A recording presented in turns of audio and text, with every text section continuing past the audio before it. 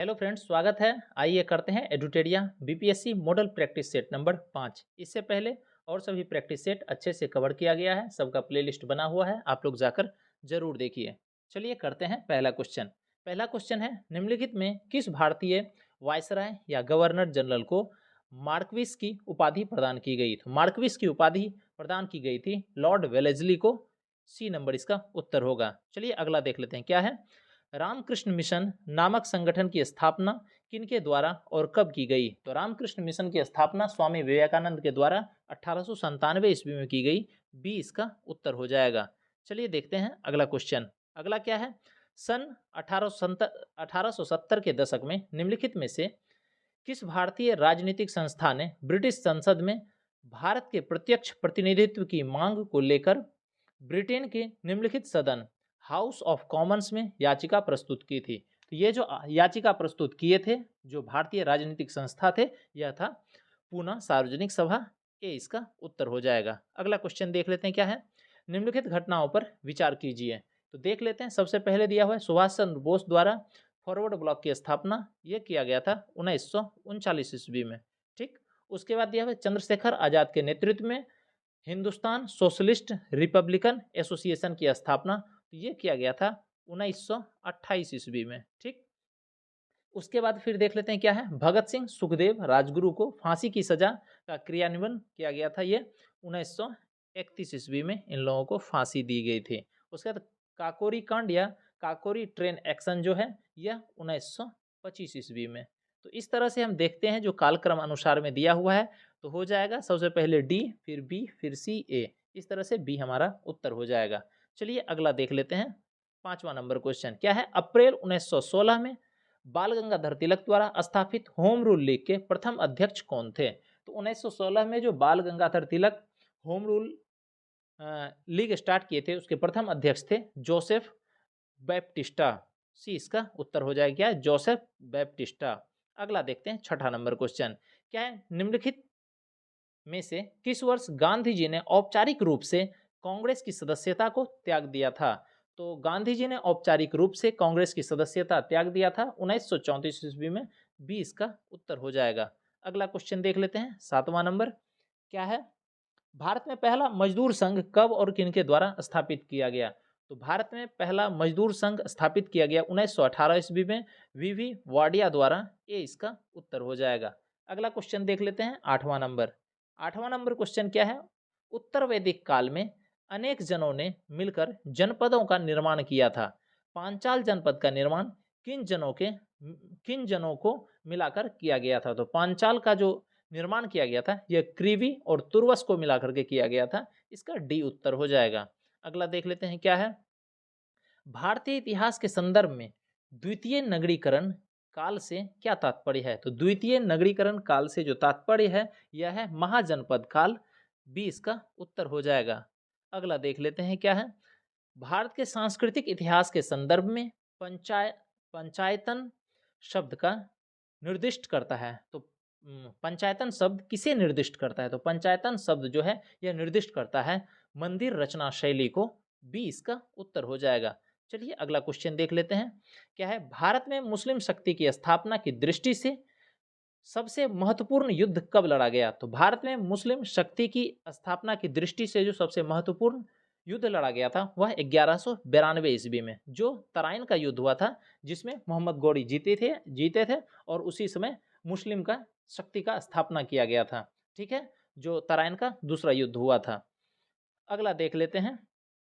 12वां number question क्या है। बहमनी राज्य की स्थापना कब और किसके द्वारा की गई थी? तो बहमनी राज्य की स्थापना अलाउद्दीन हसन शाह द्वारा किया गया था 1347 ईस्वी में। सी इसका उत्तर हो जाएगा। आगे देखते हैं 13वां नंबर क्वेश्चन क्या है। अकबर के समय का प्रसिद्ध चित्रकार कौन था? तो अकबर के समय का प्रसिद्ध चित्रकार था दशवंत। बी इसका उत्तर हो जाएगा। अगला देख लेते हैं 14वां नंबर क्वेश्चन क्या है। किस कंपनी ने सर्वप्रथम भारत में रेल यात्रा का संचालन किया था? तो भारत में रेल यात्रा का संचालन किया था great Indian peninsula railway company. C इसका उत्तर हो जाएगा। चलिए देखते हैं 15वां नंबर क्वेश्चन। 15वां नंबर क्वेश्चन क्या है। एक स्वतंत्र संप्रभुता संपन्न राष्ट्र के रूप में पाकिस्तान का जन्म अलीगढ़ मुस्लिम विश्वविद्यालय में हुआ था। उपर्युक्त कथन किनका है? तो क्या है कथन, फिर से सुनिएगा, क्या है, एक स्वतंत्र संप्रभुता संपन्न राष्ट्र के रूप में पाकिस्तान का जन्म अलीगढ़ मुस्लिम विश्वविद्यालय में हुआ था। उपर्युक्त कथन किनका है, तो यह कथन है आगा खां का, सी इसका उत्तर हो जाएगा। अगला क्वेश्चन देख लेते हैं, क्या है, रैमजे मैकडोनाल्ड द्वारा सांप्रदायिक पंचाट की घोषणा कब की गई थी, तो रैमजे मैकडोनाल्ड द्वारा सांप्रदायिक पंचाट की जो घोषणा की गई थी, यह की गई थी 16 अगस्त 1932 ईस्वी को, डी इसका उत्तर हो जाएगा। अगला क्वेश्चन देखते हैं 17वां नंबर, क्या है, सन 1942 में क्रिप्स मिशन को भारत भेजने वाले ब्रिटिश प्रधानमंत्री कौन थे, तो 1942 में क्रिप्स मिशन को भारत भेजने वाले ब्रिटिश प्रधानमंत्री थे विंस्टन चर्चिल, डी इसका उत्तर हो जाएगा। अगला क्वेश्चन देख लेते हैं 18वां नंबर। 18वां नंबर क्वेश्चन क्या है, ईस्ट इंडिया कंपनी के निर्देशकों पर नियंत्रण स्थापित के लिए नियंत्रण बोर्ड, जिसको बोर्ड ऑफ कंट्रोल की कहा गया था, की स्थापना कानून के द्वारा की गई। फिर से सुनिएगा क्वेश्चन क्या है, ईस्ट इंडिया कंपनी के निदेशकों पर नियंत्रण स्थापित करने के लिए नियंत्रण बोर्ड, जिसको बोर्ड ऑफ कंट्रोल कहा गया, की स्थापना कानून के द्वारा की गई थी। यह की गई थी पिट्स इंडिया एक्ट 1784 के द्वारा। यह 20 का उत्तर हो जाएगा। अगला देखते हैं 19वां नंबर क्वेश्चन, क्या है, वर्तमान सारनाथ जो वाराणसी उत्तर प्रदेश में है नामक स्थान बुद्ध काल 6ठी शताब्दी ईसा पूर्व में किस नाम से जाना जाता था, तो जो वर्तमान में सारनाथ है, ठीक है, और बुद्ध काल में मतलब 6ठी शताब्दी ईसा पूर्व में क्या नाम से वह जाना जाता था, तो वह जाना जाता था ऋषि पत्तन के नाम से, सी इसका उत्तर होगा। अगला क्वेश्चन देख लेते हैं 20वां नंबर, क्या है, रिक्त स्थान का पूर्ति विकल्प में दिए गए उचित शब्द के आधार पर कीजिए। चलिए देखते हैं क्या है रिक्त स्थान पे, गुप्तकालीन स्वर्ण मुद्राओं को डैश के नाम से जाना जाता था, जो गुप्त काल में स्वर्ण मुद्रा होता था उसको किस नाम से जाना जाता था, तो दिनार के नाम से जाना जाता था, बी इसका उत्तर हो जाएगा। अगला क्वेश्चन देख लेते हैं, क्या है, विजयनगर साम्राज्य के महानतम शासकों में से एक कृष्णदेव राय के दरबार में अष्टदिग्गज कौन थे, तो कृष्णदेव राय के दरबार में जो अष्टदिग्गज थे वह तेलुगु भाषा के 8 प्रमुख विद्वान थे, इसका डी उत्तर हो जाएगा। अगला क्वेश्चन देख लेते हैं 22वां नंबर, क्या है, भारतीय राष्ट्रीय कांग्रेस के किस अधिवेशन में साइमन कमीशन का विरोध करने का प्रस्ताव पारित किया गया था, तो साइमन कमीशन का के विरोध का जो प्रस्ताव पारित किया गया था यह मद्रास अधिवेशन 1927 में किया गया था, बी उत्तर हो जाएगा इसका। अगला देख लेते हैं 23वां नंबर क्वेश्चन, क्या है, मुसलमान यदि खुश है और संतुष्ट है तो भगत सिंह में ब्रिटिश शक्ति को बेहतर बचाव होगा, यह कथन किसका है। क्वेश्चन फिर से सुनिए, क्या है, मुसलमान यदि खुश है और संतुष्ट है तो भारत में ब्रिटिश शक्ति का बेहतर बचाव होगा, तो इसका आंसर हो जाएगा, यह कथन किसने कहा था, यह कहा था डब्ल्यू हंटर ने।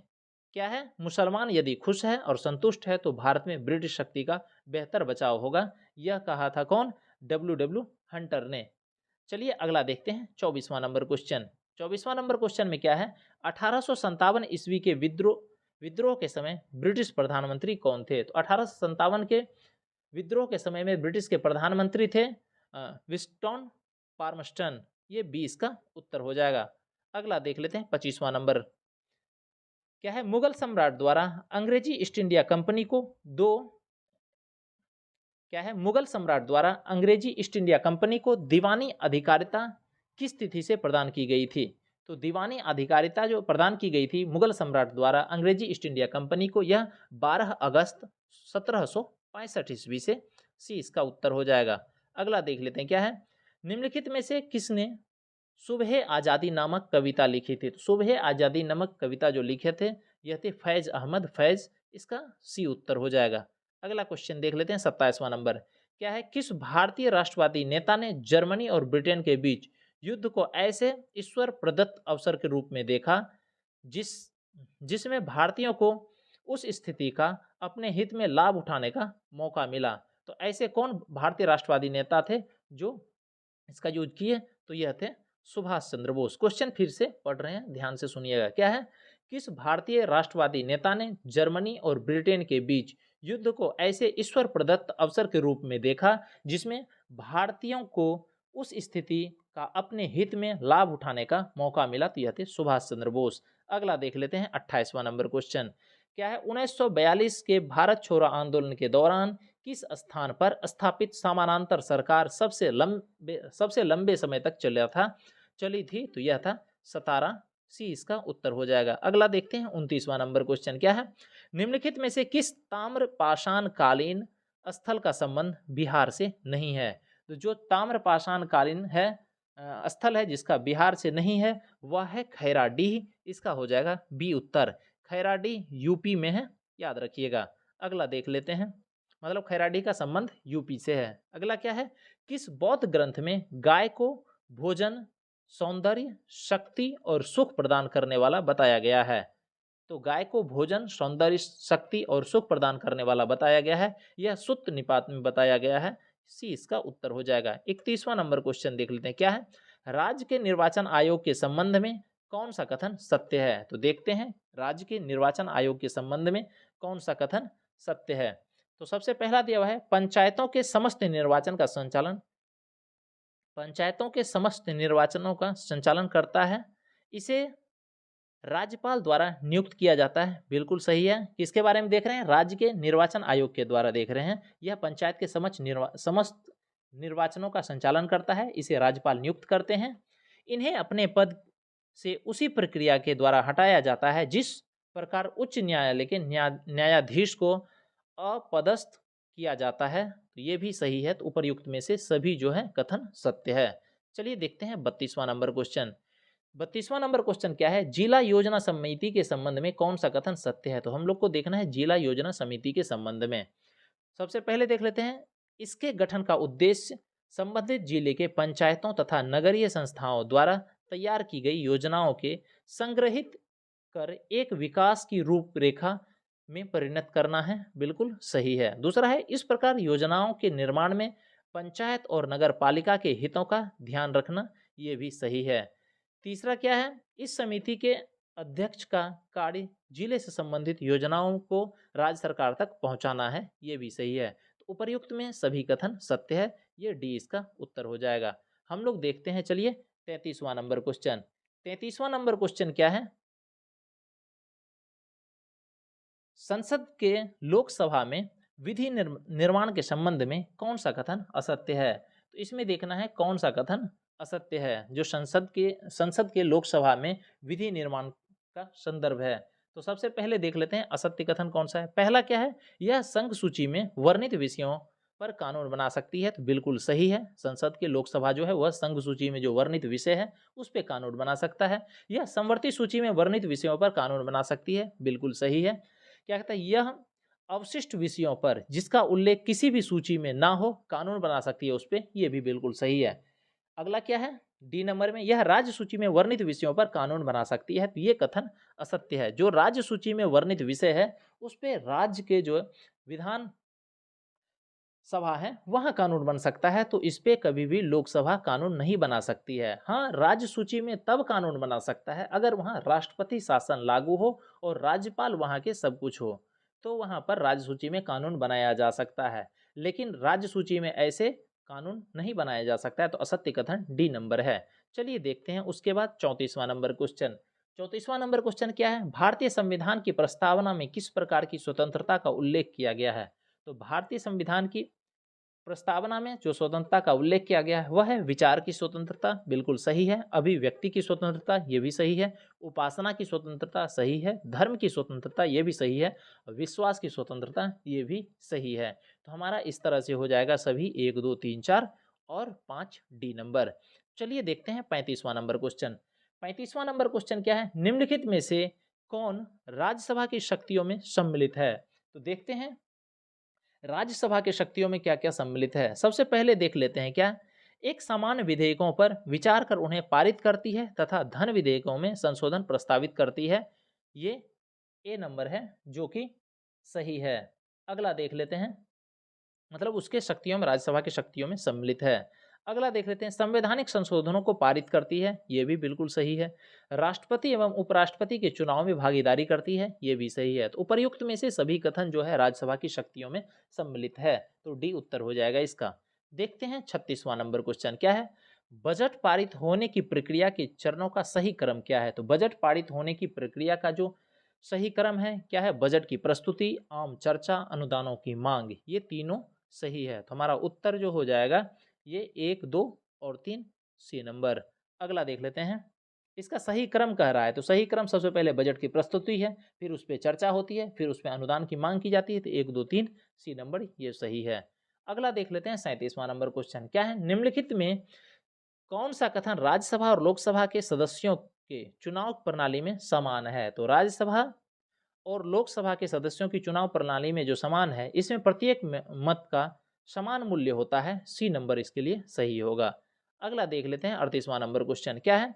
किसी राज्य के मुख्यमंत्री के संबंध में निम्नलिखित में से कौन सा कथन सही नहीं है? तो किसी राज्य के मुख्यमंत्री के संबंध में देख लेते हैं कौन सा कथन सही नहीं है। पहला दिया हुआ है क्या? मुख्यमंत्री राज्य सरकार की वास्तविक प्रधान होता है, बिल्कुल सही है। दूसरा है मंत्रियों की नियुक्ति राज्यपाल द्वारा मुख्यमंत्री के परामर्श पर की जाती है, ये भी सही है। तीसरा है मुख्यमंत्री मंत्रिपरिषद की बैठकों की अध्यक्षता करता है, ये भी सही है। चौथा क्या दिया हुआ है? मुख्यमंत्री राज्य की कार्यपालिका का प्रमुख होता है, ये कथन असत्य है और ये कथन सही नहीं है। मुख्यमंत्री राज्य के कार्यपालिका का प्रमुख नहीं होता है, राज्यपाल होते हैं कौन? कार्यपालिका के प्रमुख, ठीक है। राज्यपाल होते हैं राज्य के कार्यपालिका के प्रमुख, तो हमारा उत्तर हो जाएगा डी नंबर, जो कथन असत्य दिया हुआ है। अगला देख लेते हैं 39वां नंबर क्वेश्चन। 39वां नंबर क्वेश्चन में क्या दिया हुआ है? उच्च न्यायालय के संदर्भ में निम्नलिखित में से कौन सा कथन सत्य है? तो हमको देखना है कौन सा कथन सत्य है उच्च न्यायालय के संदर्भ में। तो इसमें देख लेते हैं सबसे पहले क्या दिया हुआ है? इसके मुख्य न्यायाधीश की नियुक्ति राष्ट्रपति भारत के मुख्य न्यायाधीश के परामर्श के पश्चात करता है, तो ये सही नहीं है, गलत है। हमको देखना है इसमें कौन सा कथन सत्य है। तो चलिए, इतना पढ़ने से अच्छा है डायरेक्ट जो सत्य कथन है उसी को देखते हैं। डी नंबर में क्या दिया हुआ है? उच्च न्यायालय के न्यायाधीशों की नियुक्ति राष्ट्रपति सर्वोच्च न्यायालय के मुख्य न्यायाधीश राज्य के राज्यपाल व मुख्य न्यायाधीश से परामर्श के पश्चात करता है। डी नंबर सही कथन है। क्वेश्चन सुनिए क्या है? क्वेश्चन उच्च न्यायालय के संदर्भ में निम्नलिखित में से कौन सा कथन सत्य है? तो जो सत्य कथन है वह डी नंबर, उच्च न्यायालय के न्यायाधीशों की नियुक्ति राष्ट्रपति सर्वोच्च न्यायालय के मुख्य न्यायाधीश राज्य के राज्यपाल वो मुख्य न्यायाधीश मतलब राज्य के जो मुख्य न्यायाधीश हैं उसके परामर्श के पश्चात करता है, तो डी नंबर इसका उत्तर हो जाएगा। अगला देख लेते हैं 40वां नंबर क्वेश्चन क्या है? संघ लोक सेवा आयोग के संदर्भ में निम्नलिखित कथनों पर विचार कीजिए। तो संघ लोक सेवा आयोग के संदर्भ में देखते हैं क्या क्या कथन दिया हुआ है। इसमें हमको वो देखना है कथन जो कथन सत्य है, जो कथन सत्य है वो देखना है। तो सबसे पहले देख लेते हैं कथन क्या है? यह भारत सरकार की सेवाओं में नियुक्ति के लिए परीक्षाओं की संचालन करता है, बिल्कुल सही दिया हुआ है। दूसरा क्या है? यह सिविल सेवा में पदोन्नति तथा एक सेवा से दूसरी सेवा में स्थानांतरण के संबंध में परामर्श देता है, तो ये भी सही है। तीसरा क्या दिया हुआ है? यह भारत सरकार के अधीन कार्यरत व्यक्तियों के अनुशासन से संबंधित विषयों पर परामर्श देता है, तो ये भी सही है। तो इसमें जो तीनों कथन है तीनों सही है, तो सी हमारा उत्तर हो जाएगा। चलिए अगला देखते हैं 41वां नंबर क्वेश्चन। 41वां नंबर क्वेश्चन क्या है? सौरमंडल के वे दो ग्रह कौन से हैं जिनका परिक्रमण अन्य ग्रहों की तुलना में विपरीत दिशा में पाया जाता है? तो यह है शुक्र और यूरेनस, डी इसका उत्तर हो जाएगा। अगला क्वेश्चन देख लेते हैं 42वां नंबर क्या है? 42वां नंबर निम्नलिखित में से कौन सा ऋतुओं में परिवर्तन का कारण है? तो जो ऋतुओं में परिवर्तन का कारण है यह सूर्य के चारों ओर पृथ्वी की स्थिति में परिवर्तन, यही है मौसम या ऋतुओं के परिवर्तन का कारण, ये हो जाएगा बी नंबर। अगला देख लेते हैं 43वां नंबर क्वेश्चन क्या है? महासागरीय धाराओं के संबंध में दिए गए कथनों पर विचार कीजिए। तो चलिए देखते हैं महासागरीय धाराओं के संबंध में जो कथन दिया हुआ है उससे क्या क्या है। इसमें हमको देखना है कौन सा कथन असत्य है, तो हमको असत्य कथन देखना है। तो सबसे पहले देख लेते हैं क्या है? महासागरीय धाराएं गुरुत्वाकर्षण बल, वायु तथा सौर ऊर्जा से जल का गर्म होना जैसे प्राथमिक बलों की गति का प्रारंभ कर सकती है, तो ये सही है। अगला क्या है? द्वितीयक बल महासागरीय धाराओं के प्रवाह को नियंत्रित करता है, ये भी सही है। तीसरा दिया हुआ है यह कार्लोसिस बल के कारण उत्तरी गोलार्ध में जल की गति की दिशा को बाईं ओर तथा दक्षिणी गोलार्ध में दाहिनी ओर प्रवाहित करती है, तो यह कथन असत्य है। क्या है? यह कार्लोसिस बल के कारण उत्तरी गोलार्ध में जल की गति की दिशा को बाईं नहीं दाहिने ओर तथा दक्षिणी गोलार्ध में दाहिने नहीं बाईं ओर होगा, तो ये कथन हमारा तीसरा नंबर गलत है। तुमको असत्य कथन कह रहा था, तो इसका बी नंबर उत्तर हो जाएगा केवल 3, ठीक है। अगला देख लेते हैं क्वेश्चन 44वां नंबर। 44वां नंबर क्वेश्चन क्या है? मानसून में विच्छेद के संदर्भ में निम्नलिखित कथनों पर विचार करें। तो हमको देखना है इसमें असत्य कथन। तो देख लेते हैं मानसून में विच्छेद के संदर्भ में जो कथन असत्य है। तो सबसे पहले कथन देख लेते हैं, क्या है? उष्णकटिबंधीय चक्रवात की संख्या में कमी से उत्तर के विशाल मैदान में वर्षा का मात्रा बढ़ जाती है। तो ये कथन असत्य है। क्या दिया हुआ है? इसमें हमको असत्य कथन देखना है। इसमें दिया हुआ है उष्णकटिबंधीय चक्रवातों की संख्या में कमी से उत्तर के विशाल मैदान में वर्षा की मात्रा बढ़ जाती है। ये चक्रवात से नहीं होती है। तो मानसून के लिए ये पहला जो है ये गलत है। उसके बाद देख लेते हैं पश्चिमी घाट पर मानसून विच्छेद की स्थिति तब आती है जब घाट के समानांतर शुष्क पवनें प्रवाहित होती है। तो ये तो सही है। अगला देख लेते हैं, तापमान की विलोमता के कारण पंजाब में मानसून विच्छेद होता है। ये कथन गलत है। तो दो कथन 1 और 3 ये दोनों कथन असत्य है। हमारा उत्तर हो जाएगा बी नंबर। अगला देखते हैं 45वां नंबर क्वेश्चन।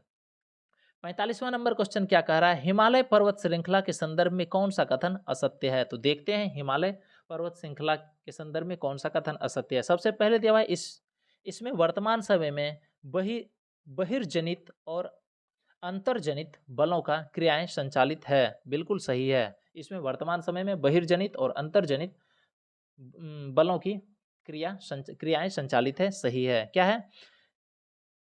इसमें गॉर्ज मतलब भी आकार की घाटियां, क्षिप्रिकाएं वो जलप्रपात की युवावस्था के द्योतक हैं। बिल्कुल सही है। ये गॉर्ज का भी आकार की घाटियां या क्षिप्रिकाएं वो जलप्रपात इसकी युवावस्था का द्योतक है। सही है। कहता है इसकी उत्पत्ति जो है ज्वालामुखी क्रिया से के फलस्वरूप हुई है। बिल्कुल नहीं। इसकी इसकी जो उत्पत्ति हुई है यह अवसादों पर पड़ने वाले बल की वजह से हुआ है। यहाँ एक सागर था, तैथिस सागर, दो प्लेट आपस में टकरा करके ऊपर की ओर आया जिससे हिमालय का निर्माण हुआ। तो ये कथन असत्य है। ये ज्वालामुखी क्रिया के फलस्वरूप नहीं है। तो हमारा जो असत्य कथन है वह सी नंबर हो जाएगा। क्या है? भूवैज्ञानिक की दृष्टि से ये तरुण, दुर्बल और लचीली है। ये बिल्कुल सही है। तो हमारा उत्तर हो जाएगा सी नंबर। जो कथन असत्य दिया हुआ है इसकी उत्पत्ति ज्वालामुखी क्रिया के फलस्वरूप नहीं हुई है। चलिए अगला देख लेते हैं 46वां नंबर। क्या है? निम्नलिखित कथनों पर विचार कीजिए। हमको विचार करना है और बताना है कौन सा सही कथन है। तो चलिए देख लेते हैं इसमें कौन सा सही कथन है। सबसे पहले दिया हुआ है चिराग ए शरीफ नामक तीर्थ स्थान कश्मीर हिमालय में स्थित है। बिल्कुल सही है। चिराग ए शरीफ नामक तीर्थ स्थान जो है वह कश्मीर हिमालय में स्थित है। दूसरा है कश्मीर हिमालय में झेलम, चिलाब, रामगंगा, काली नदियां प्रवाहित होती है। ये कथन असत्य है। कश्मीर हिमालय में झेलम, चिनाब तो है, रामगंगा और काली जो है यह यूपी में है। तो इसीलिए ये कथन हमारा गलत है। तीसरा है श्रीनगर सतलुज नदी के किनारे अवस्थित है। ये भी बिल्कुल गलत है। श्रीनगर जो है वह सतलुज नदी के किनारे नहीं है, झेलम नदी के किनारे है। तो हमको देखना था इसमें जो कौन सा कथन सही है। तो सिर्फ एक है, केवल एक, ए हो जाएगा उत्तर। अगला देख लेते हैं 47वां नंबर क्वेश्चन। क्या है? लौह अयस्क के संदर्भ में निम्नलिखित कथनों पर विचार करें। तो देखते हैं लौह अयस्क के संदर्भ में इसमें कह रहा है कौन सा कथन सत्य है ये बताना है। सबसे पहले क्या है? बैलाडिला पहाड़ी से प्राप्त होने वाले लौह अयस्क को विशाखापत्तनम से जापान तथा दक्षिण कोरिया निर्यात किया जाता है। बिल्कुल सही है। क्या है? बैलाडिला पहाड़ी से प्राप्त होने वाले लौह अयस्क को विशाखापत्तनम से जापान तथा दक्षिण कोरिया निर्यात किया जाता है। सही है।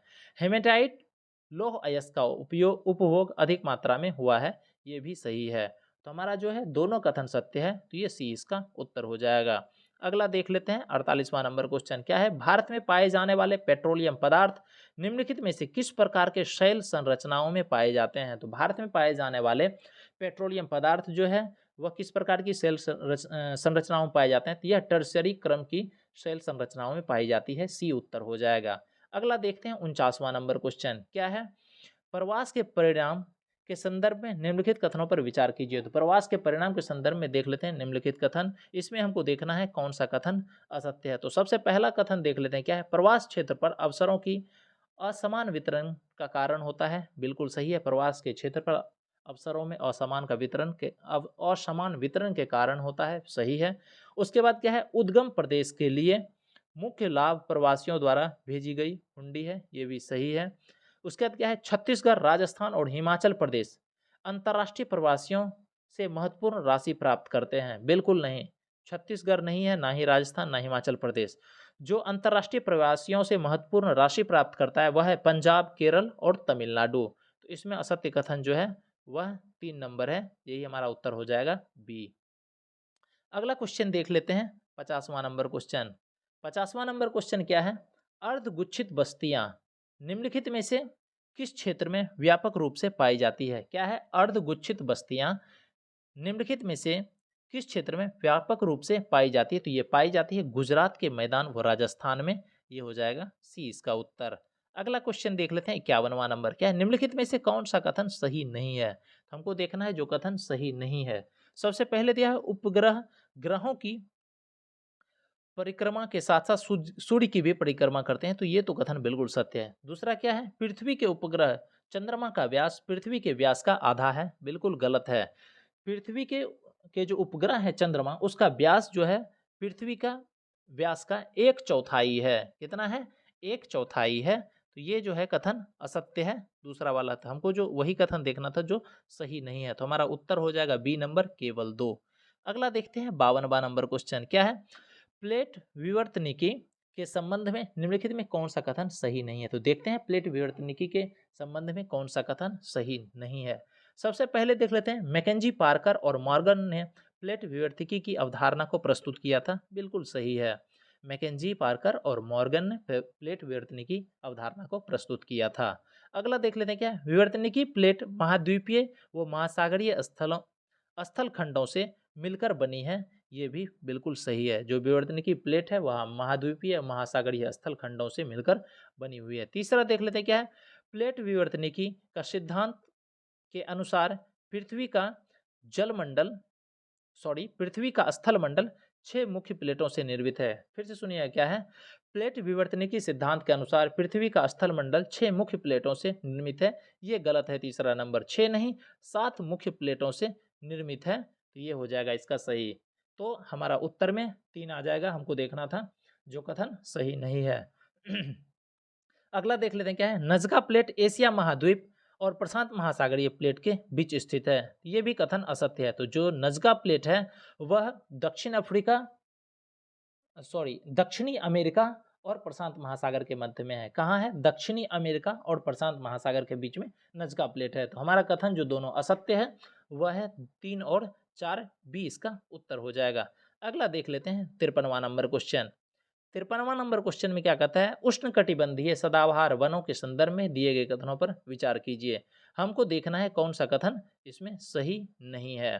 ठीक है, तो देख लेते हैं कौन सा कथन सही नहीं है। सबसे पहले देख लेते हैं उष्णकटिबंधीय सदाबहार वन के बारे में। पहला क्या है?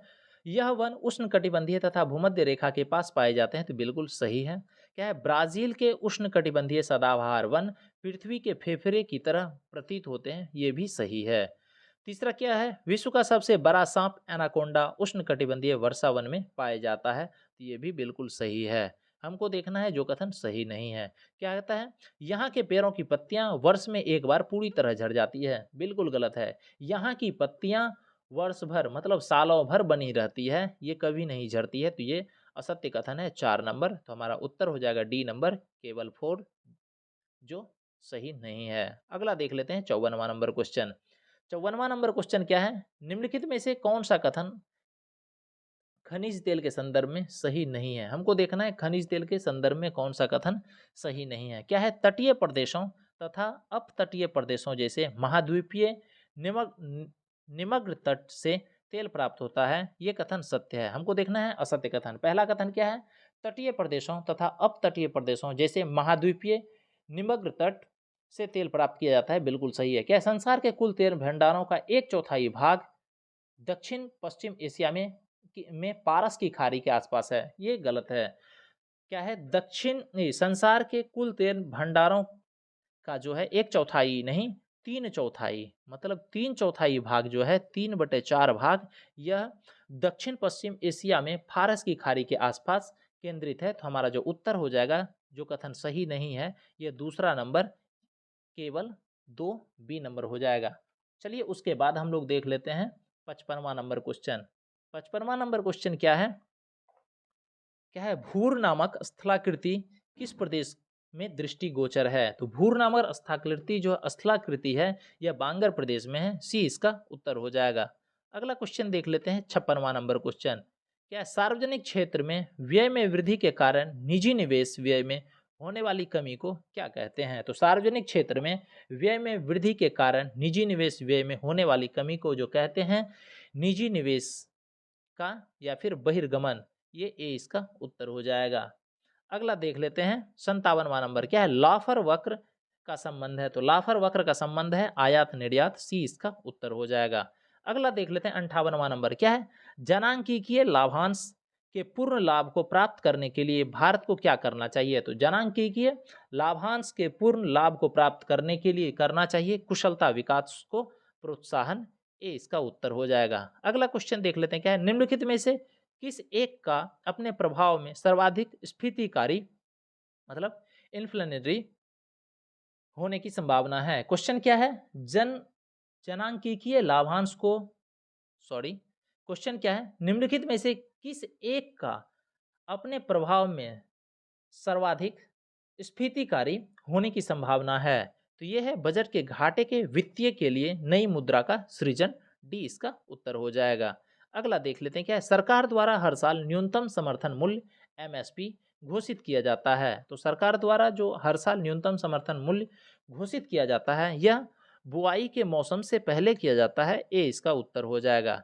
अगला देख लेते हैं। क्या है? मानव विकास रिपोर्ट में निम्नलिखित में से कौन से मानदंड का उपयोग किया जाता है? तो मानव विकास रिपोर्ट में जो मानदंड का उपयोग किया जाता है यह है शैक्षिक स्तर और स्वास्थ्य स्तर। ये 1 और 2 हो जाएगा। ए नंबर इसका सही। अगला देख लेते हैं 62वां नंबर क्वेश्चन। क्या निम्नलिखित में से कौन भारत में पंचवर्षीय योजना के स्पष्ट उद्देश्यों में से नहीं था? तो जो पंचवर्षीय योजना के स्पष्ट उद्देश्यों में से नहीं था देख लेते हैं वो क्या सब था। भारतीय अर्थव्यवस्था के विकास को सुविधाजनक बनाना, ये भी उसके पंचवर्षीय योजना के स्पष्ट उद्देश्य में नहीं था। तो पहला हो जाएगा। ठीक है। दूसरा क्या है? भारतीय उद्योग को समग्र अर्थव्यवस्था करना, आधुनिकीकरण, ये भी नहीं था। तीसरा क्या है? आत्मनिर्भरता प्राप्त करना, ये भी उसका जो है भारत के पंचवर्षीय योजनाओं का स्पष्ट उद्देश्य में नहीं था। और उसके बाद समाज में समानता, ये भी नहीं था। ठीक है। तो इसका उत्तर हो जाएगा उपर्युक्त में से सभी डी नंबर। देखते हैं उसके बाद 63वां नंबर क्वेश्चन। 63वां नंबर क्वेश्चन क्या है? अंतर्राष्ट्रीय श्रम संगठन के संबंध में निम्नलिखित कथन पर विचार कीजिए। तो अंतर्राष्ट्रीय श्रम संगठन से जो निम्नलिखित कथन है देखते हैं उसमें क्या है। इसमें हमको बताना है कौन सा कथन सत्य है। तो सबसे पहले देख लेते हैं। यह संयुक्त राष्ट्र की एकमात्र त्रिपक्षीय संस्था है। बिल्कुल सही है। अंतर्राष्ट्रीय श्रम संगठन जो है यह संयुक्त राष्ट्र की एकमात्र त्रिपक्षीय संस्था है। उसके बाद क्या है? दूसरा नंबर में वर्ष 1919 में वर्साई की संधि द्वारा राष्ट्र संघ की एक संबंध एजेंसी के रूप में इसकी स्थापना की गई थी। बिल्कुल सही है। तो 1 और 2 दोनों कथन सत्य है अंतर्राष्ट्रीय श्रम संगठन के लिए। सी उत्तर हो जाएगा। अगला देख लेते हैं 64वां नंबर क्वेश्चन। क्या है? जीडीपी के संबंध में निम्नलिखित कथनों पर विचार कीजिए। इसमें हमको देखना है कौन सा कथन सही है। ठीक है। सबसे पहला दिया हुआ है क्या कथन? वास्तविक जीडीपी वर्तमान प्रचलित कीमतों पर जीडीपी का मूल्य मात्र है। तो ये कथन असत्य दिया हुआ है। हमको सही कथन देखना है लेकिन पहला कथन जो है यह असत्य है। इसमें सही क्या होगा? वास्तविक जीडीपी यहाँ वर्तमान प्रचलित नहीं होगा। यहाँ हो जाएगा निरंतर सेट कीमतों पर। क्या? निरंतर सेट कीमतों पर जीडीपी का मूल्य मात्र है। ये सही होगा। तो पहला कथन असत्य है। दूसरा क्या है? नाम मात्र जीडीपी की गणना इस तरह से की जाती है कि वस्तुओं और सेवाओं का मूल्यांकन कीमतों के कुछ निरंतर सेट पर किया जाता है। यह भी असत्य है। तो इसमें सही क्या होगा? जो नाममात्र जीडीपी की गणना है इस तरह से की जाती है कि वस्तुओं और सेवाओं का मूल्यांकन कीमतों से कुछ निरंतर सेट नहीं होगा। यहाँ पर हो जाएगा वर्तमान प्रचलित कीमतों पर किया जाता है। तो दोनों कथन असत्य है। डी इसका हो जाएगा। ना तो 1 ना ही 2। चलिए अगला देख लेते हैं। इसमें दिया हुआ है भारतीय रिजर्व बैंक आरबीआई द्वारा निम्नलिखित में से कौन से कार्य किया जाता है? तो आरबीआई द्वारा देख लेते हैं कौन सा कार्य किया जाता है। सबसे पहले दिया हुआ है देश की मुद्रा जारी करना। तो ये आरबीआई का काम है। दूसरा है विभिन्न तरीकों से देश की धन आपूर्ति को नियंत्रित करना। ये भी आरबीआई का काम है। सरकार के बैंकर के रूप में कार्य करना। ये भी आरबीआई का काम है। क्या है? यह अर्थव्यवस्था के विदेशी मुद्रा भंडार का संरक्षक है। ये भी आरबीआई का ही काम है। यह बैंकिंग प्रणाली के लिए एक बैंक के रूप में कार्य करता है। ये सब आरबीआई का काम है। ठीक है, तो इसका उत्तर हो जाएगा जो सभी कथन सत्य है, डी नंबर उपर्युक्त में सभी। अगला देख लेते हैं 66वां नंबर क्वेश्चन क्या है।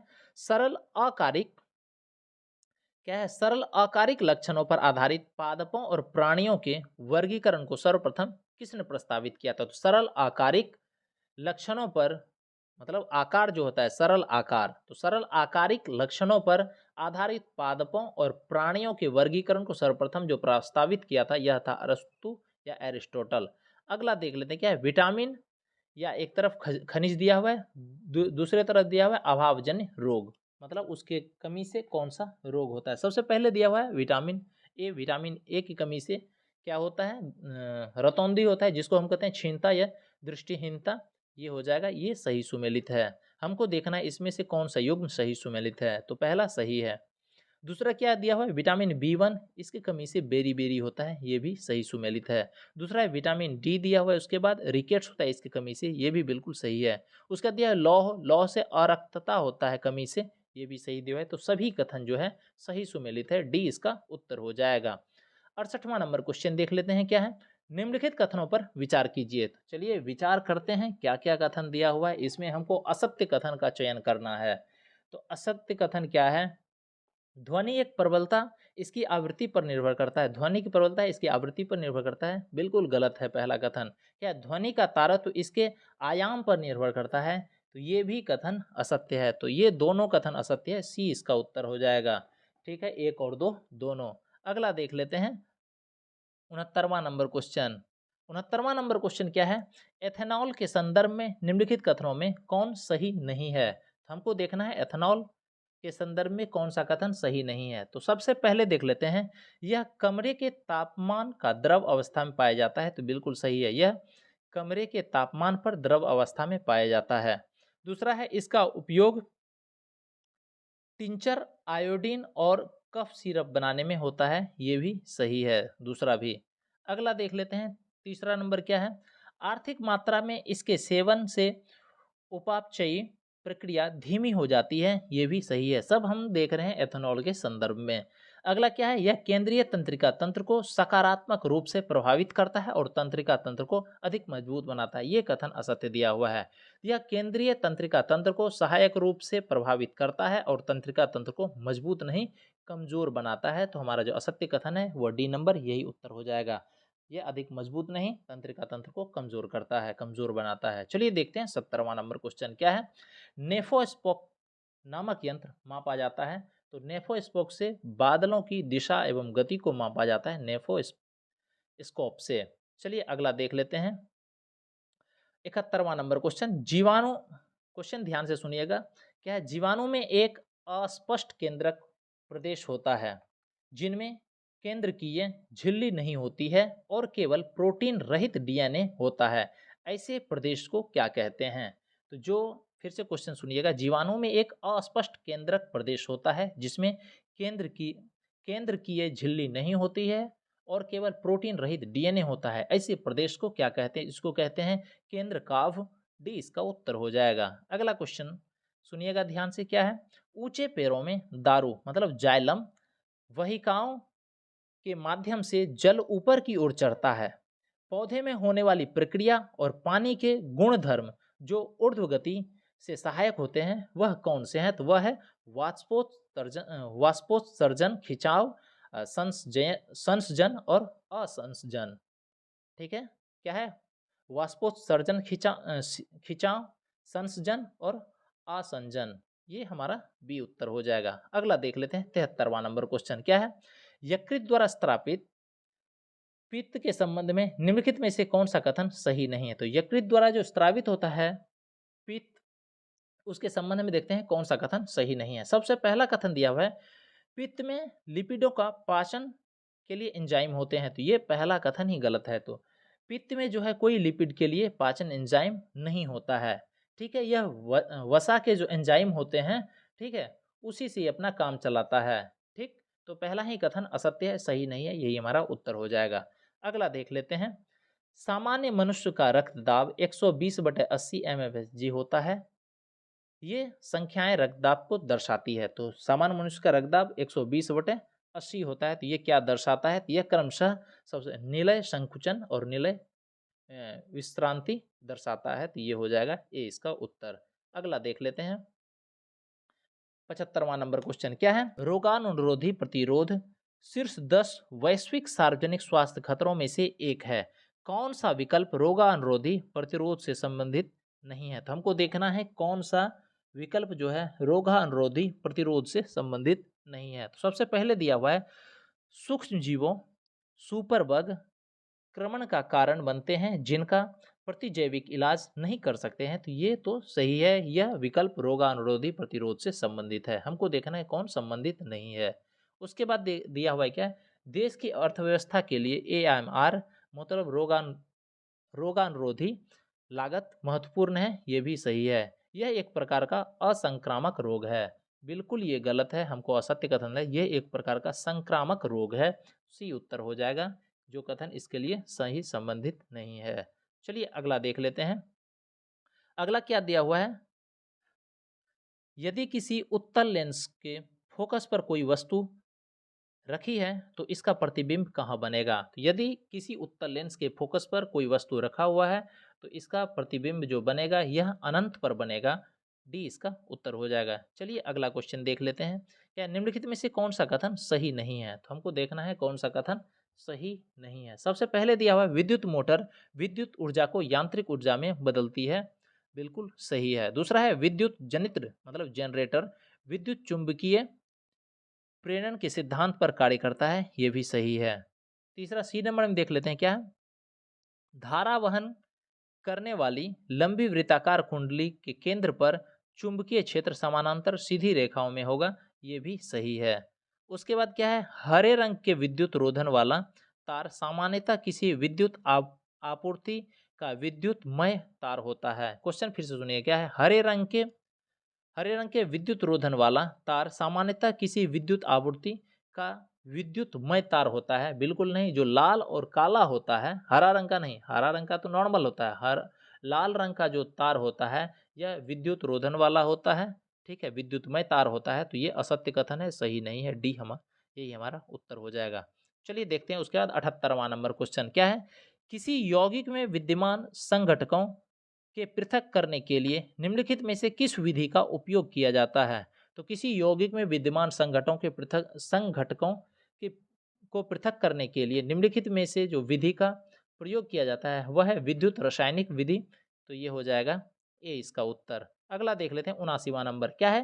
हीरो और ग्रेफाइट के बारे में निम्नलिखित में से कौन सा कथन सही है? तो हमको देखना है हीरा और ग्रेफाइट के बारे में कौन सा कथन सही है। सबसे पहले दिया हुआ है क्या? हीरा कठोर होता है किंतु ग्रेफाइट मुलायम और फिसलन युक्त होता है। तो ये कथन सही है, यही हमारा उत्तर हो जाएगा। चलिए अगला देख लेते हैं 80वां नंबर क्वेश्चन क्या है? निम्नलिखित में से कौन सी ऑक्सीकरण अभिक्रियाएं नहीं है? जो ऑक्सीकरण अभिक्रियाएं नहीं है वह है सोडा बोतल खोलना, ये ऑक्सीकरण नहीं है। बाकी लोहे पर जंग लगना ऑक्सीकरण है, दहन ऑक्सीकरण है, विकृत गंधिका ये सब रेंसिडिटी जिसको कहते हैं ये सब ऑक्सीकरण है। सोडा का बोतल खोलना ये ऑक्सीकरण अभिक्रिया नहीं है। अगला देख लेते हैं 81वां नंबर क्या है? नेफ्थलीन पीली कजली क्या दिया हुआ है? नेफ्थलीन पीली कजली ज्वाला मतलब ये येलो सूटी फ्लेम के साथ जलता है, इसका कारण क्या है? तो नेफ्थलीन पीली कजली ज्वाला जो होता है के साथ जलता है, देख लेते हैं इसके बारे में क्या होता है। इसमें इसमें अपूर्ण दहन होता है, ये मतलब ये पूरा दहन नहीं होता है, पूरा नहीं जलता है, इसीलिए यह नेफ्थलीन पीली कजली ज्वाला होता है इसमें। चलिए अगला देख लेते हैं क्वेश्चन 82वां नंबर। निम्नलिखित में से कौन सा जीवित जीव लिटमस देता है? तो जो जीवित जीव लिटमस देता है वह है लाइकेन, सी इसका उत्तर हो जाएगा। अगला देख लेते हैं। किसी वायरस में उत्परिवर्तन या म्यूटेशन किस कारण से होता है? तो किसी वायरस में उत्परिवर्तन या म्यूटेशन जो होता है यह होता है इसके अनुवांशिक द्रव्य में परिवर्तन के कारण, ये बी इसका उत्तर हो जाएगा। चलिए देखते हैं 84वां नंबर क्वेश्चन। 84वां नंबर क्वेश्चन क्या है? मटर के एक शुद्ध लंबे पौधे का संकरण एक बौने पौधे के साथ किया जाता है, ठीक है। F2 पीढ़ी में शुद्ध लंबे पौधों एवं बौने पौधों के साथ फिनोटाइट अनुपात क्या होता है? तो इसमें जो फिनोटाइट अनुपात होता है इसमें 3:1 का होता है, सी इसका उत्तर हो जाएगा। क्वेश्चन क्या है, मटर के एक शुद्ध लंबे पौधे का संकरण एक बौने पौधे से किया जाता है। F2 पीढ़ी में शुद्ध लंबे पौधे का बौने पौधे के साथ फिनोटाइप अनुपात क्या होगा, तो यह होगा 3:1। उसके बाद देख लेते हैं हम लोग क्या है, विभिन्नता या वेरिएशन के बारे में निम्नलिखित कथन में कौन सा कथन सही नहीं है। हमको देखना है कौन सा कथन सही नहीं है। तो देखते हैं सबसे पहले पहला कथन क्या है, अलैंगिक जनन में विभिन्नता न्यूनतम है, बिल्कुल सही है। दूसरा है क्या है, किसी जाति में सभी विभिन्नताओं की उत्तर जीविता के समान अवसर होते हैं। तो ये इसमें समान अवसर नहीं होते हैं, यह कथन असत्य है। मतलब किसी जाति में सभी विभिन्नताओं की उत्तरजीविता के समान अवसर नहीं होते हैं, यह कथन असत्य है। यही हमारा उत्तर हो जाएगा बी नंबर। चलिए देखते हैं 86वां नंबर क्वेश्चन। 86वां नंबर क्वेश्चन क्या है, एक छात्रा पौधों में कोशिका विभाजन की वृद्धि के संबंध में एक प्रयोग कर रही थी।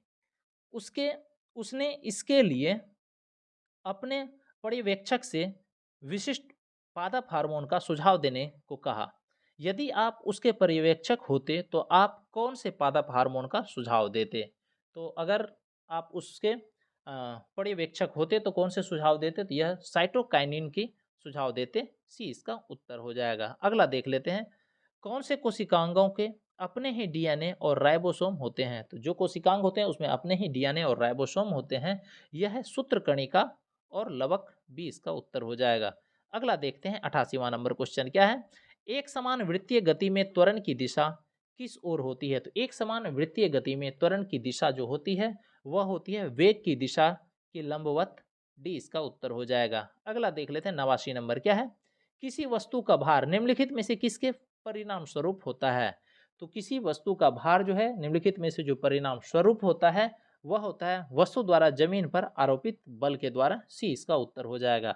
अगला देखते हैं 90वां नंबर क्वेश्चन क्या है, हाइड्रोकार्बन ईंधन जलाते समय यदि हम अत्यधिक काले धुएं के साथ पीली लपट देखें तो इसका अर्थ है कि ईंधन जो है वह असंतृप्त हाइड्रोकार्बनों से बना हुआ है। बी इसका उत्तर हो जाएगा। अगला देख लेते हैं 91 नंबर क्वेश्चन क्या है, किसी रक्षक नली या शुष्कन नली में निम्नलिखित में से कौन सा द्रव्य मौजूद होता है जिसका उपयोग HCl गैस बनाने में किया जाता है। तो किसी रक्षक नली में निम्नलिखित में से कौन सा द्रव्य मौजूद होता है जिसका उपयोग HCl गैस बनाने में किया जाता है। तो यह कैल्शियम क्लोराइड होता है जिसका उपयोग किया जाता है HCl बनाने में, हाइड्रोक्लोरिक एसिड बनाने में। चलिए अगला देख लेते हैं। उसके बाद 92 नंबर क्वेश्चन। 92 नंबर क्वेश्चन क्या दिया हुआ है, कुछ धातु ऑक्साइड अम्ल और क्षार के साथ अभिक्रियाएं कर नमक और पानी बनाते हैं। क्या है, कुछ धातु ऑक्साइड अम्ल, क्या है, कुछ धातु ऑक्साइड अम्ल और क्षार के साथ अभिक्रिया कर नमक और पानी बनाते हैं। इन्हें उभयधर्मी ऑक्साइड कहते हैं। इन्हें क्या कहते हैं, उभयधर्मी ऑक्साइड कहते हैं। उभयधर्मी ऑक्साइड के उदाहरण है, तो उभयधर्मी ऑक्साइड के उदाहरण है Al2O3 और ZnO। ठीक है, अगला देख लेते हैं 93 नंबर क्या है, हवाई जहाज से यात्रा करते समय पेन की स्याही निकलने लगती है। तो क्यों निकलने लगती है, वायु दाब की कमी के कारण पेन की स्याही निकलने लगती है। ए उत्तर हो जाएगा। अगला देख लेते हैं क्या, प्रकाश का रंग निर्धारित होता है। तो प्रकाश का रंग निर्धारित होता है इसके तरंग दैर्घ्य से। ये हो जाएगा सी उत्तर। अगला देखते हैं 95 नंबर क्वेश्चन क्या है, आग बुझाने वाले कर्मचारियों के परिधानों पर किसकी परत चढ़ी होती है जो उसे अग्निरोधक बनाता है। तो आग बुझाने वाले कर्मचारियों के परिधानों पर जो परत होती है जो इसे अग्निरोधक बनाता है वह होता है मेलामाइन। सी इसका उत्तर हो जाएगा। अगला देख लेते हैं, बिहार के उस क्रांतिकारी का नाम बताइए जिसने सितंबर 1928 में हिंदुस्तान सोशलिस्ट रिपब्लिकन आर्मी की बैठक में भाग लिया था। तो बिहार की वह कौन से क्रांतिकारी है जो HSRA में की बैठक में भाग लिया था, तो वह है फणींद्र नाथ घोष। ए इसका उत्तर हो जाएगा। कौन, फणींद्र नाथ घोष। अगला देख लेते हैं 97 नंबर, बिहार में व्यक्तिगत सत्याग्रह के दूसरे सत्याग्रही कौन थे। तो बिहार में व्यक्तिगत सत्याग्रह के दूसरे सत्याग्रही थे अनुग्रह नारायण सिन्हा। इसका सी उत्तर हो जाएगा। अगला देखते हैं 98 नंबर क्या है, बिहार में असहयोग आंदोलन के दौरान नवंबर 1920 में किस स्थान पर नशाबंदी आंदोलन चलाया गया था। तो बिहार में असहयोग आंदोलन के दौरान 1920 में जो स्थान पर नशाबंदी आंदोलन चलाया गया था वह है डुमरांव। सी इसका उत्तर हो जाएगा। वीडियो आपको पसंद आ रहा होगा तो सब्सक्राइब जरूर कीजिएगा और लाइक भी कीजिएगा। चलिए अगला देख लेते हैं क्या है, बिहार में ग्राम सभा का कोड़म मतलब गणपूर्ति में कुल सदस्यों की संख्या कितनी होनी चाहिए। तो बिहार में ग्राम सभा के कोड़म या गणपूर्ति की कुल सदस्यों की संख्या जो होनी चाहिए वह 1/20वां भाग। सी इसका उत्तर हो जाएगा। आइए देखते हैं 100वां नंबर क्वेश्चन। इसमें कहता है कौन सा सही मिलान, मतलब देखना क्या है, निम्नलिखित में से कौन सा मिलान गलत है। तो हमको देखना है गलत मिलान। सबसे पहले दिया हुआ है कर्मनाशा जलप्रपात, यह बक्सर में है, बिल्कुल सही है। दूसरा है मंझर कुंड जलप्रपात, इस नालंदा में लिखा हुआ है, ये गलत है, यही हमारा उत्तर हो जाएगा। पूछा जाएगा मंझर कुंड जलप्रपात कहाँ पर है, तो यह रोहतास में है। कहाँ पर है, रोहतास में है, याद रखिएगा मंझर कुंड जलप्रपात। ठीक है, अगला देख लेते हैं। उसके बाद क्या दिया हुआ है, जियार कुंड जलप्रपात, यह भोजपुर में है, बिल्कुल सही है। उसका तेलहर कुंड जलप्रपात यह कैमूर में है, ये भी सही है। तो मंझर कुंड जलप्रपात रोहतास में है, बी उत्तर हो जाएगा। अगला देख लेते हैं 101वां नंबर क्वेश्चन। यहाँ 110 लिखा हुआ है, नहीं 101 नंबर होगा। अगला देख लेते हैं क्या है क्वेश्चन, बिहार के भौगोलिक संरचना चट्टानी प्रणालियों से बनी है। ठीक है, क्या है, बिहार की भौगोलिक संरचना जो है वह चट्टानी प्रणालियों से बनी है। चट्टानी प्रणालियों का उनके विवरण से मिलान कीजिए। तो चलिए उसके विवरण से मिलान करते हैं। सबसे पहले दिया है धारवाड़ चट्टान। तो धारवाड़ चट्टान जो है यह है दक्षिण पूर्व, धारवाड़ चट्टान है दक्षिण पूर्व बिहार, जैसे मुंगेर, जमुई, नवादा, अरवरक के निक्षेप में पाए जाते हैं। तो इसका ए का 3 हो जाएगा। उसके बाद दिया हुआ है विंध्यन चट्टान। विंध्यन चट्टान जो है यह दक्षिण पश्चिम बिहार में कैमूर एवं सोन नदी घाटी में पाया जाता है। तो बी का हो जाएगा 4 ये। उसके बाद दिया हुआ टर्सरी। टर्सरी कहाँ पर पाया जाता है, तो यह बिहार के हिमालय तराई क्षेत्र में मुख्यतः पश्चिमी चंपारण में पाया जाता है। तो ये हो जाएगा सी का 1। उसके बाद दिया हुआ क्वाटरनरी। तो क्वाटरनरी जो है यह पाया जाता है गंगा के मैदान क्षेत्र में। तो ये हो जाएगा इसका 2 टी का। तो इस तरह से हमारा हो गया 3 4 1 2। ये ऑप्शन नंबर कितने में है, सी में है, जो सही कूट है। चलिए अगला देख लेते हैं 102वां नंबर क्वेश्चन। क्या है, प्रारंभिक पाषाण युग के स्थानों की खोज की गई। तो प्रारंभिक पाषाण युग की स्थानों की जो खोज की गई यह पैसरा में, बी इसका उत्तर हो जाएगा। अगला देख लेते हैं फिर 103वां नंबर। क्या है, बिहार के निम्नलिखित में से किस क्षेत्र में नवपाषाण संस्कृतियां पाई गई। तो नवपाषाण संस्कृतियां पाई गई चेचर में, वैशाली, ठीक है। उसके बाद सेनुवार में, ये हो जाएगा रोहतास एरिया सोनेवार में। उसके बाद मनेर पटना में पाया गया, ठीक है। उसके बाद फिर तारडीह बोधगया में। तो 1 2 3 4 सभी सही होगा, डी इसका उत्तर हो जाएगा। अगला देख लेते हैं पंचोभा ताम्रपत्र शिलालेख किसका है। तो पंचोभा ताम्रपत्र शिलालेख जो है यह समग्र मागुप्त का है। ये हो जाएगा सी इसका उत्तर। 105वां नंबर देख लेते हैं। हमको मिलान करना है, एक तरफ उद्योग दिया हुआ है और दूसरी तरफ स्थान दिया हुआ है। सबसे पहले दिया हुआ है ए नंबर है fertilizer corporation of India limited. तो fertilizer corporation of India limited यह है बरौनी में। तो ये हो जाएगा मतलब ए का 4, ठीक है। दूसरा क्या दिया हुआ है, रेलवे इलेक्ट्रॉनिक इंजन कारखाना। तो रेलवे इलेक्ट्रॉनिक इंजन कारखाना ये मधेपुरा में है। तो ये हो जाएगा बी का 1। उसका दिया है रेल व्हील फैक्ट्री। तो रेल व्हील फैक्ट्री जो है यह है कहाँ पर, बेला सारण में। तो ये हो जाएगा सी का 3। उसके बाद दिया है Bharat wagon and engineering company limited. तो Bharat wagon and engineering company limited जो है यह कहाँ पर है, मोकामा में है। तो हो जाएगा डी का 2। तो इस तरह से 4 1 3 2 हमारा उत्तर हो गया। ऑप्शन नंबर ए सही होगा इसका। अगला देख लेते हैं 106 नंबर क्वेश्चन। क्या है, 2011 के जनगणना के अनुसार बिहार के किस जिले में सर्वोच्च घनी आबादी प्रतिवर्ष किलोमीटर मतलब प्रति वर्ग किलोमीटर दर्ज की गई। तो कौन सा ऐसा जिला है जहां सर्वोच्च घनी आबादी है। तो यह है शिवहर, ये इसका उत्तर हो जाएगा। अगला देख लेते हैं 107वां नंबर। क्या है, जनगणना 2011 के अनुसार बिहार में बाल लिंग अनुपात क्या था। तो बाल लिंग अनुपात जो था यह था 935, ये इसका उत्तर हो जाएगा। अगला देख लेते हैं क्वेश्चन उसके बाद 108वां नंबर। 108वां नंबर क्वेश्चन क्या दिया हुआ है, 1928 में बिहार में रविदास सभा का गठन किसने किया था? तो 1928 में बिहार में रविदास सभा का जो गठन किया था यह जगजीवन राम किया था। इसका हो जाएगा सी उत्तर। अगला क्वेश्चन देख लेते हैं। निम्नलिखित में से किसने पटना सिटी में पीर अली के नेतृत्व में वे विद्रोह को दबाया था? तो निम्नलिखित में से पटना सिटी में जो पीर अली के नेतृत्व में विद्रोह को जो दबाया था यह था कमिश्नर टेलर। ठीक, अगला देख लेते हैं। 110वां नंबर क्या है?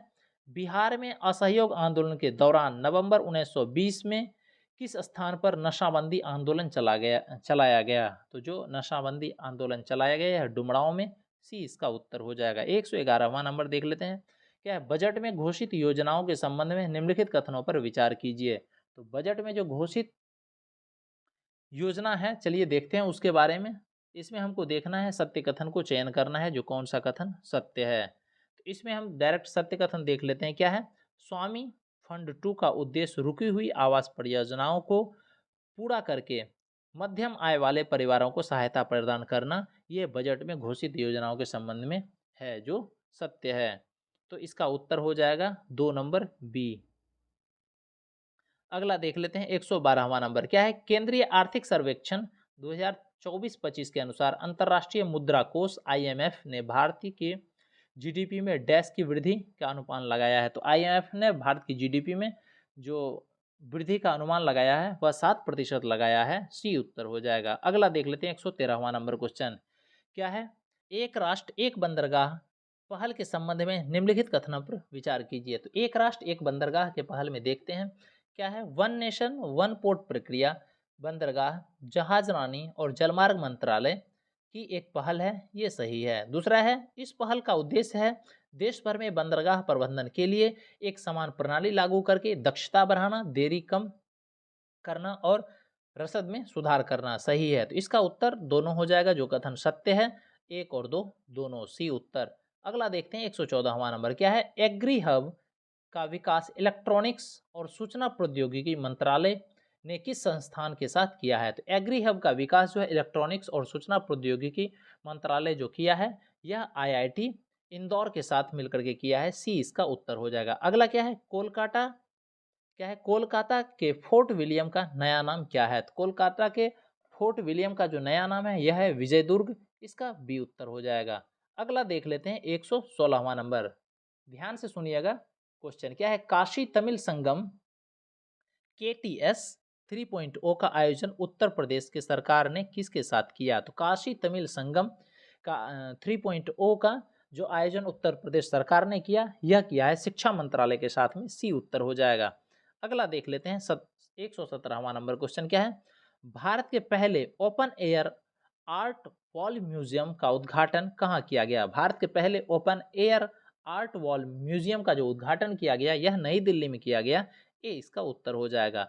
अगला देख लेते हैं। भारत का पहला चिड़ियाघर आधारित बायो बैंक कहाँ स्थापित किया गया? तो भारत का पहला चिड़ियाघर आधारित बायो बैंक जो स्थापित किया गया है यह किया गया है दार्जिलिंग में। बी इसका उत्तर हो जाएगा। अगला देख लेते हैं। 119वां नंबर क्या है? नीति आयोग ने एम्स नई दिल्ली को विश्व स्तरीय चिकित्सा अनुसंधान और स्वास्थ्य सेवा संस्थान में बदलने के लिए किसकी अध्यक्षता में एक समिति गठन किया है? तो ये जो समिति गठन किया है डॉक्टर VK पॉल की अध्यक्षता में। बी उत्तर हो जाएगा। अगला देख लेते हैं।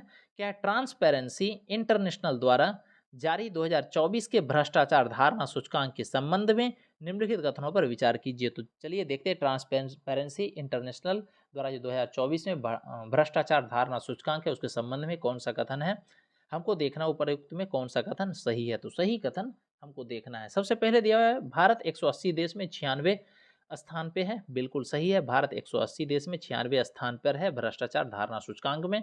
उसके बाद दिया हुआ है सबसे कम भ्रष्ट देश डेनमार्क, फिनलैंड और सिंगापुर है। ये भी सही है। तीसरा है सबसे भ्रष्ट देश दक्षिणी सूडान है। ये भी सही है। तो इसमें 1, 2 और 3 तीनों कथन सत्य है। डी इसका उत्तर हो जाएगा। अगला देख लेते हैं। 121वां नंबर क्या है? फिलाडेल्फिया कॉरिडोर के बारे में निम्नलिखित में कौन सा कथन सही है? तो फिलाडेल्फिया कॉरिडोर के बारे में जो देखते हैं कौन सा कथन सही है। ये देखना है। तो इसमें जो सही कथन है, यह गाजा और मिस्र के बीच बफर जोन के रूप में कार्य करता है, ये सही है, फिलाडेल्फिया कॉरिडोर के बारे में। अगला देख लेते हैं क्या है, 122वां नंबर, निम्नलिखित कथनों पर विचार कीजिए, देखते हैं इसमें से निम्न कथनों में से कौन सा कथन जो है यह सही है। तो सबसे पहले देख लेते हैं, हमको सिर्फ सही कथन देखना है, तो देख लेते हैं दूसरा नंबर क्या है, सागर आकलन लॉजिस्टिक पोर्ट परफॉर्मेंस इंडेक्स का उद्देश्य भारतीय बंदरगाहों की दक्षता, प्रतिस्पर्धात्मकता और स्थिरता को बढ़ावा देना है। ये दूसरा जो है ये सत्य कथन है, हमारा बी उत्तर हो जाएगा। अगला देख लेते हैं, उसके बाद हम लोग 123वां नंबर क्वेश्चन।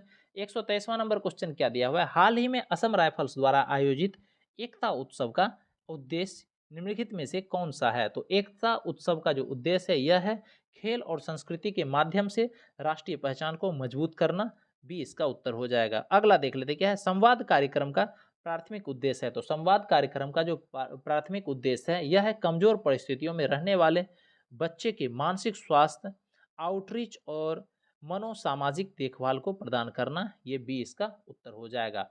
चलिए देखते हैं 125वां नंबर क्वेश्चन क्या है, निम्नलिखित में से कौन सा संगठन भारत में औद्योगिक उत्पादन सूचकांक आईआईपी को संकलित करने और जारी करने का जिम्मेदारी है। अगला देख फिर से सुनिए क्वेश्चन क्या है, निम्नलिखित में से कौन सा संगठन भारत में औद्योगिक उत्पादन सूचकांक को करने और जारी करने के लिए जिम्मेदार है। तो यह जो है यह है केंद्रीय सांख्यिकी संगठन CSO, सी इसका उत्तर हो जाएगा। अगला देखते हैं 126वां नंबर क्या है, हाल ही में माउंट तारानाकी को कानूनी व्यक्तित्व प्रदान किया है, यह किस देश में स्थित है। तो हाल ही में जो माउंट तारानाकी है या तारानाकी मोंगा कह सकते हैं को कानूनी व्यक्तित्व प्रदान किया गया है, तो यह किस देश में स्थित है। तो यह है न्यूजीलैंड में स्थित, बी इसका उत्तर हो जाएगा। अगला देख लेते हैं क्या है, कौन सा देश AI जनरेटेड बाल यौन शोषण सामग्री को अपराध घोषित करने वाला देश बन गया है। तो AI जनरेटेड बाल यौन शोषित सामग्री जो है इसको अपराध घोषित किया है, यह कौन सा देश है। तो यूनाइटेड किंगडम, सी इसका उत्तर हो जाएगा। अगला देख लेते हैं 128वां नंबर, यूएई की ब्लू वीजा प्रणाली के संबंध में निम्नलिखित कथनों पर विचार कीजिए। तो यूएई की ब्लू वीजा प्रणाली जो है देख लेते हैं इसमें कौन सा कथन सही है, हमको ये बताना है। ब्लू वीजा 10 साल का निवास परमिट है जो उन व्यक्तियों को प्रदान किया जाता है जो पर्यावरणीय स्थिरता में योगदान करते हैं। तो पहला कथन सत्य है। दूसरा है, यह पहल दुबई में विश्व सरकार शिखर सम्मेलन 2025 में घोषित की गई, ये भी सही है। क्या है, यह पहल दुबई में विश्व सरकार शिखर सम्मेलन 2025 में घोषित की गई, दोनों कथन सत्य है, सी इसका उत्तर हो जाएगा। अगला देख लेते हैं 129वां नंबर क्वेश्चन क्या है, संसद में सदस्यों के छुट्टी आवेदनों की समीक्षा हेतु गठित समिति की अध्यक्षता कौन करता है। तो संसद में सदस्यों की छुट्टी आवेदनों की समीक्षा हेतु जो गठित समिति की अध्यक्षता करते हैं वह अध्यक्षता कर रहा है वह है विप्लव कुमार देव, सी इसका उत्तर हो जाए।